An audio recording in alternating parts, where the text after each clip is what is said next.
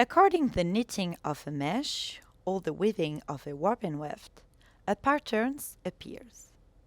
Then we shall call them stitch for knit and weave for warp and weft.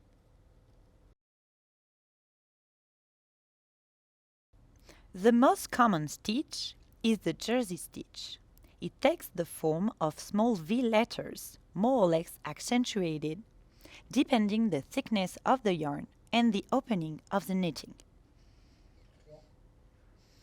The second most common stitch in American vintage is the rib.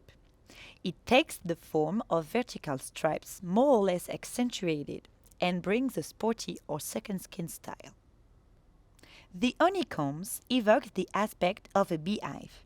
It presents itself as a succession of small diamonds and brings a retro or homeware look. The cardigan stitch takes the form of small rounded alveolus.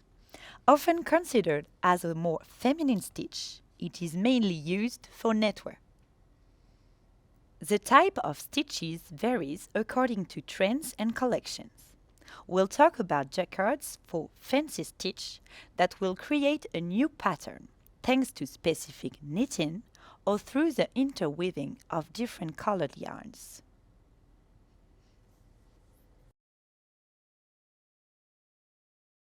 The more classic weave is the canvas. It takes the form of a grid. It's a relatively smooth weave. Then the satin, brilliant, extremely smooth and luminous. It's a derivative of the canvas. Then, also derivative, the braided weave, more compact and structured with 2 yarn instead of 1. The twill is the most widespread weave in American vintage. It presents itself in the form of diagonal lines.